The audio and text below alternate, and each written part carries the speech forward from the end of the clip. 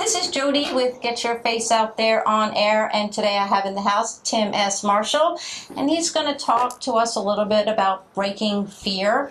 He's an author of 6 books, and I am super excited to have him in the house. So glad you're here. Glad to meet you. Glad I'm here. I'm glad you're here. We had a little oompa before, but starting all over. Let's just start first. I want to talk about, this is his very first book, and he's written 5 others. Mm-hmm. Let's just talk a little bit about the power of breaking fear, and that's kind of like your message to everybody. Yeah, I think that, I know this. A lot of times we get stuck in life, and we have these pain moments, or we feel like that we can't accomplish something. Behind that is fear. So I actually went on a 20-some-year journey of doing everything I thought I couldn't do by breaking through fear and taking notes along the way. So I've worked with thousands of people, thousands of companies, professional athletes, and the main thing and the main ingredient behind anything usually that holds us back, which is self-doubt, is how do you break through that fear? So that's what I teach people on how to go to point A to point B fast.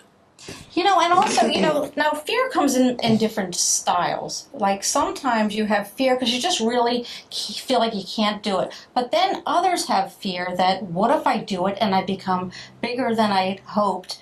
And where do I go from there? That's kind of scary as well. Do you come across that as too? Very much so. There's a lot of people out there that are very successful, whether they're actors, actresses.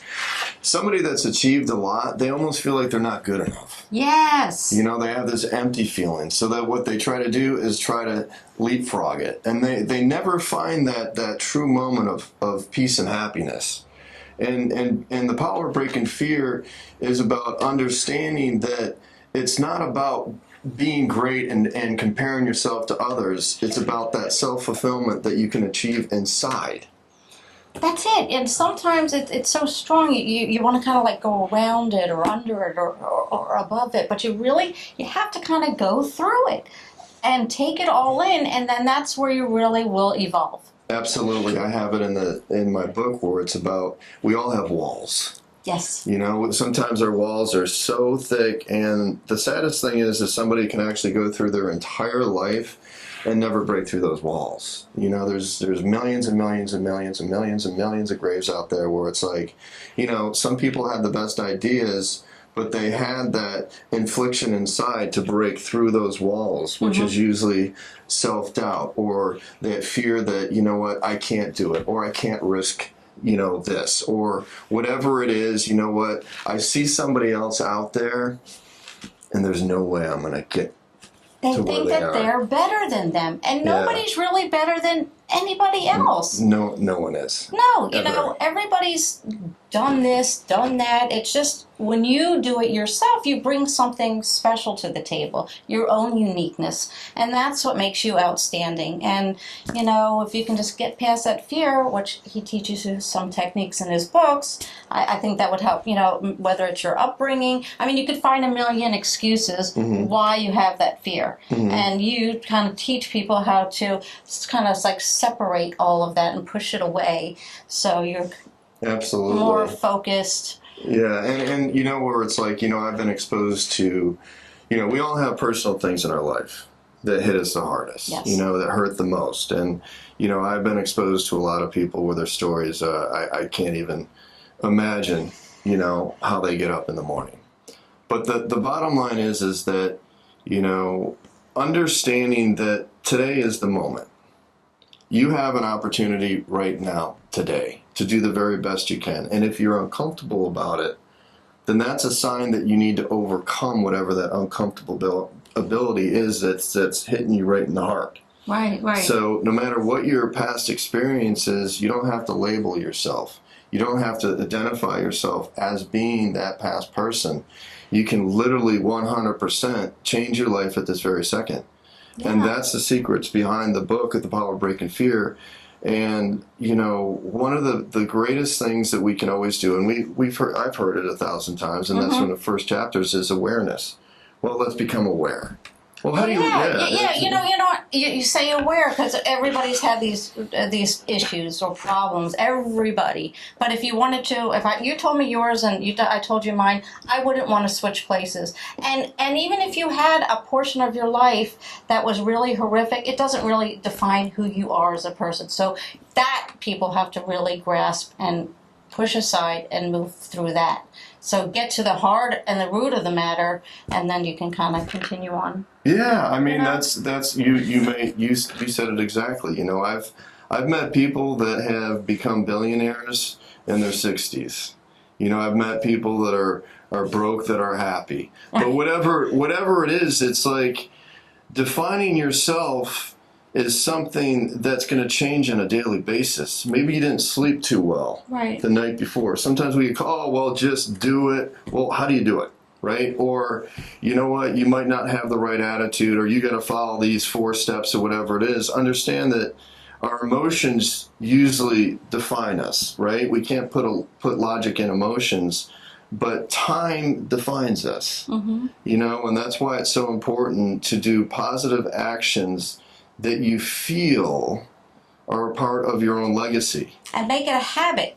See, once you've come to that conclusion, it's making it a habit. And once you've made it a habit, it makes it that much easier.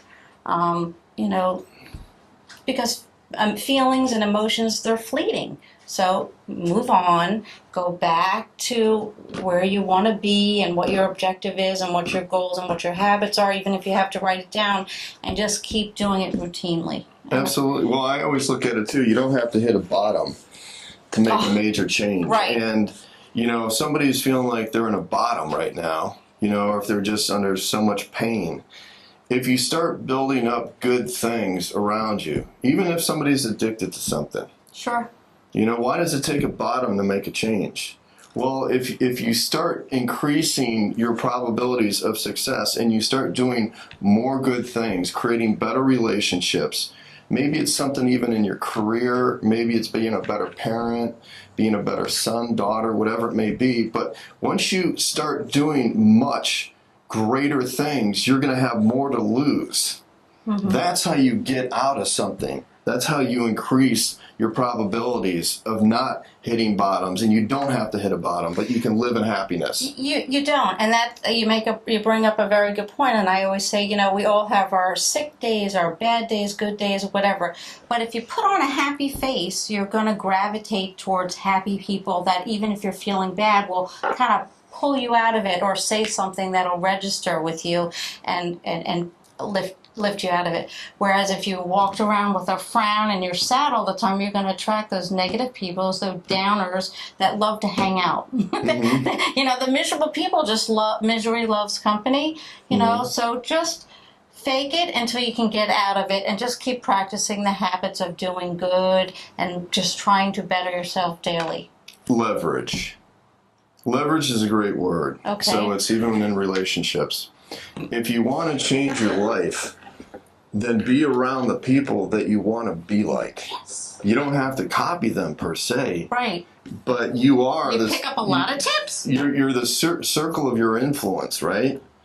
So a lot of times with my own journey, I would isolate myself and just absolutely nail it in certain ways with actions that I knew that were going to help me grow, because my competition isn't within myself. But if I wasn't around the right people, I would just move over, right? Yeah.